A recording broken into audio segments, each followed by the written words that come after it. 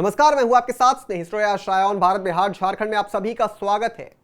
और बिहार विधानसभा चुनाव होने में अभी वक्त है, लेकिन इससे पहले एनडीए के घटक दल के दो बड़े चेहरे, दो बड़ी पार्टियां आमने सामने आ गई हैं। दोनों दलित की राजनीति करते हैं, बावजूद दोनों एक दूसरे के खिलाफ मोर्चा खोल चुके हैं। यह विवाद इन दिनों चिराग पासवान की पार्टी, जीतन राम मांझी की पार्टी, दोनों के बीच है। एक दूसरे पर तंज के बीच राजनीतिक मैदान में चिंटू की एंट्री ने राजनीति का तापमान बढ़ा दिया है।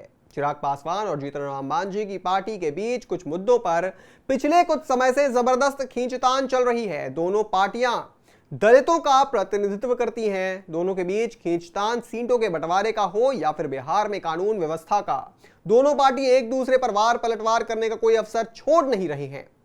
अब तो दोनों के बीच एक काल्पनिक चरित्र चिंटू की भी एंट्री हो गई है। चिराग और जीतन राम मांझी की पार्टी के बीच विवाद की शुरुआत चिराग ने बिहार की कानून व्यवस्था पर सवाल खड़ा किया था, उसके साथ हुई।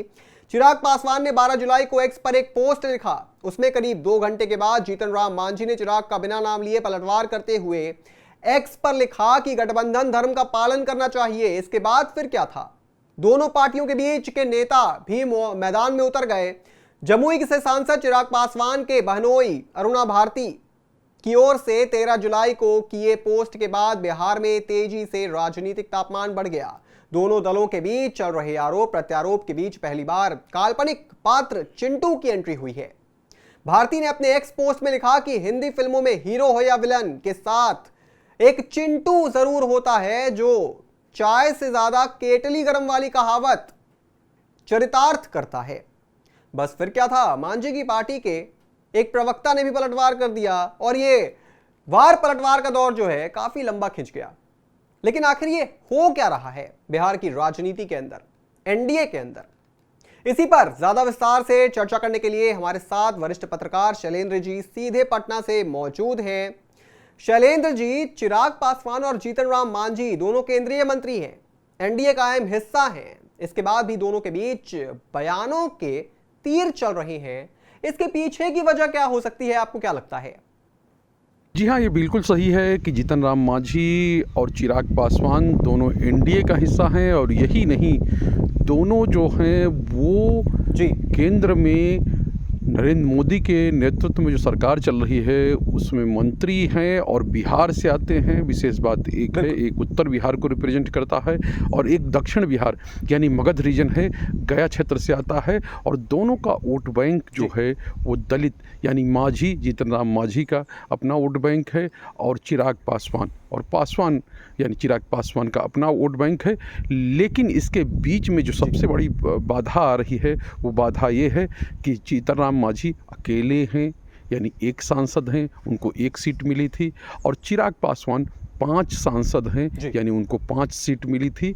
और विशेष बात इसमें एक डिफरेंस और है, वो बड़ा ये है कि चिराग पासवान के पास एक भी विधायक नहीं है, जबकि जीतन राम मांझी के पास 4 विधायक हैं और एक एमएलसी है, यानी उनके बेटे को एमएलसी का पोस्ट मिला हुआ है। तो आप समझिए, और वो भी राज्य सरकार में मंत्री है। लेकिन इन सब के बावजूद राज्य में जीतन राम मांझी का पलड़ा भारी होने के बावजूद वेटेज जो है गठबंधन में वो चिराग पासवान को मिल रहा है, यानी सीटें ज़्यादा मिलने जा रही चिराग पासवान को। और यही जो है वो परेशानी का सबब है, यही परेशानी की वजह है और यही कारण है दोनों के बीच में इस तरह की धींगा मुश्ती का, यानी कि इस तरह की नूरा कुश्ती का। और जो लड़ाई चल रही है उसका, यानी कि जो वार प्रतिवार किया जा रहा है, इसके पीछे सीटें हैं और कुछ नहीं है। इसके अलावा और कोई राजनीति नहीं है और कुछ नहीं है। सीटों का बंटवारा एक बार हो जाएगा, दोनों संतुष्ट हो जाएंगे, उसके बाद चीज़ें सब बदल जाएंगी, यानी लगेगा कि जैसे कुछ हुआ ही नहीं था। लेकिन शैलेंद्र जी, इस बयानबाजी के बीच फिल्मों के हीरो और चिंटू का जिक्र हो रहा है। आखिर ये बयानबाजी कहां जाकर रुकेगी? देखिए, चिंटू, चाय और केतली और क्या क्या हीरो और तमाम चीज़ों को जो इस बयानबाजी में या कहें कि सोशल मीडिया के इस बखेड़े में लेकर आए हैं अरुण भारती। और अरुण भारती कोई ऐसे वैसे नेता नहीं है, चिराग पासवान के बाद दूसरे नंबर के नेता हैं। यानी चिराग पासवान जो कहते हैं वो अरुण भारती करते हैं, और एक तरह से कहें अरुण भारती पार्टी की रीढ़ बने हुए हैं इस समय एलजेपीआर की, उन्हीं की चलती है।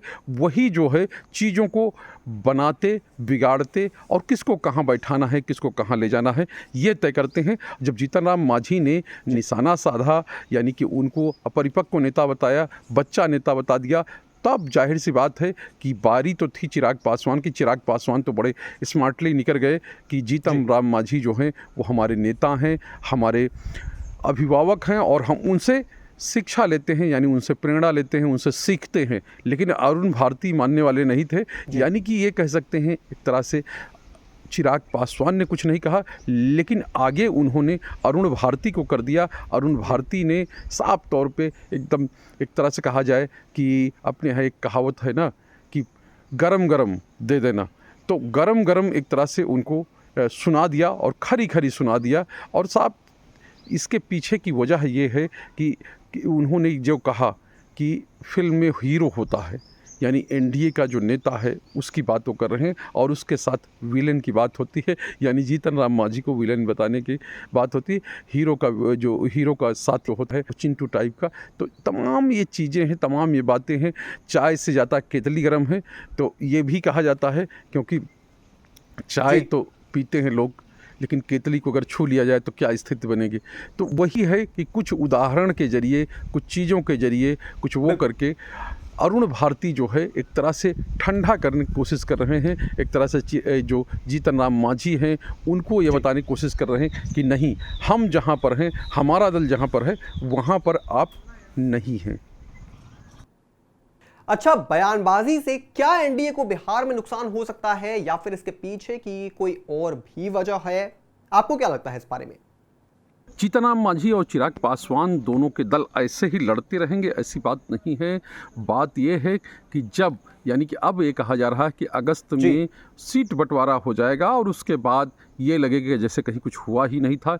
लेकिन इस बीच में चिराग पासवान जो है, चिराग पासवान की पार्टी जो है वो अपनी सरकार को भी नहीं छोड़ रही, यानी नीतीश कुमार को भी वो लोग नहीं छोड़ रहे हैं। और साफ तौर पे है जो अपराध के मुद्दे पर, यानी वो लोग कह रहे हैं अपराध के मुद्दे पर एकदम सरकार को घेर रहे हैं, और अपने साथी पर, यानी दूसरा फ्रंट भी उन्होंने खोल रखा है जीतन राम मांझी के अलावा। और जीतन राम मांझी एक तरह से कहा जाए कि वो बचाव है वो सरकार का कर रहे हैं, यानी राज्य सरकार कर रहे हैं। लेकिन चिराग पासवान की पार्टी सीधे तौर पे कह रही है कि राज्य में जो है, राज्य में अगर पुलिस और अपराधी आपस में मिले नहीं होंगे तो इतने अपराध नहीं हो सकते। यानी अपराधों के पीछे पुलिस की मिली भगत है, और इसको लेकर एक तरह से पूरी तरह से हमलावर हैं वो जो गृह मंत्री हैं, यानी राज्य के गृह मंत्री मुख्यमंत्री नीतीश कुमार का नाम लेने से भी नहीं चूकते। यानी साफ तौर पे है चिराग पासवान एग्रेसिव हैं, और एग्रेसिव ढंग से वो बिहार की पॉलिटिक्स करना चाहते हैं। यानी उनके पीछे जो वोट बैंक है, यानी कि उनका जो अपना वोट बैंक है वो 6% के आसपास है। और एक तरह से कहा जाए जातीय समीकरण में तीसरे या चौथे नंबर पे उनके कहें कि जाति के लोग आते हैं। और ऐसे ही नहीं, चिराग पासवान के लिए उनके जो समर्थक हैं, उनकी जाति के लोग हैं, वो कुछ भी कर गुजरने के लिए तैयार रहते हैं, जैसे हमने MY समीकरण को देखा है। लेकिन चूँकि हंगामा अभी चल रहा है, अभी आपस में ही वार पलटवार हो रहा है, और ये कहा जा सकता है कि तब तक है, यानी कि ये सीट बंटवारे का दर्द है जो दोनों ओर से दिख रहा है। और जब सीट बंटवारा हो जाएगा तब ये सब चीज़ें खत्म हो जाएंगी। और एक तरह से कहें कि नरेंद्र मोदी जब आते हैं, यानी बीजेपी के सबसे बड़े नेता हैं, एनडीए के जो लीडर हैं, वो आते हैं तो देखते नहीं कि सब लोग एक ही मंच पर रहते हैं, लेकिन वहाँ से निकलते ही फिर आपसी तनातनी तू मैं वो शुरू हो जाती है। लेकिन इसका भी एक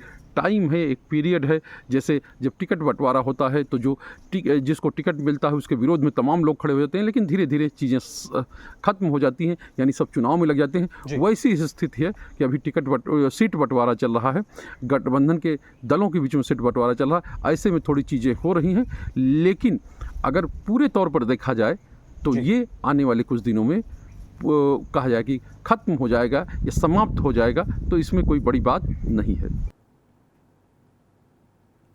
बिल्कुल, देखिए, बयानबाजी चाहे मांझी करें, चाहे चिराग पासवान करें, नुकसान तो एनडीए का ही है।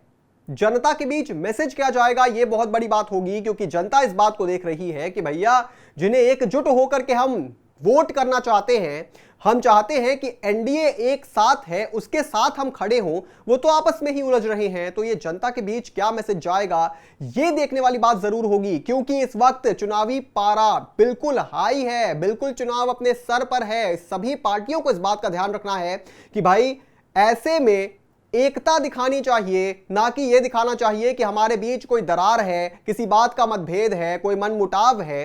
क्योंकि सीटों के बंटवारे को लेकर फिर भी ठीक है, लेकिन ट्विटर पर आप एक दूसरे को तंज कसते हुए बयानबाजी करते हैं, एक दूसरे के प्रवक्ता मैदान में आ जाते हैं एक दूसरे के खिलाफ। जब यह वक्त है कि आप तेजस्वी यादव पर निशाना साधें, लालू यादव पर निशाना साधें, राहुल गांधी पर निशाना साधें, ऐसे में आप एक दूसरे के खिलाफ तंज कस रहे हैं, वार पलटवार कर रहे हैं, एक दूसरे पर आरोप लगा रहे हैं, यह बहुत ज्यादा आपको नुकसान पहुंचा सकता है और काफी हैरान करने वाला भी है, क्योंकि हमने कभी देखा नहीं है एनडीए के बीच में किसी और राज्य में कभी नहीं देखा है। बहुत मुश्किल से इक्का दुक्का आपको भी केसेस पता होंगे कि भाई एनडीए के दो घटक दलों के बीच आपस में तकरार हो गई, दो नेता आपस में भिड़ गए, ऐसा बहुत कम देखने को मिलता है। लेकिन चिराग पासवान की बदौलत बिहार में ये कई बार देखने को मिल चुका है, पिछले लोकसभा चुनाव में भी देखने को मिला।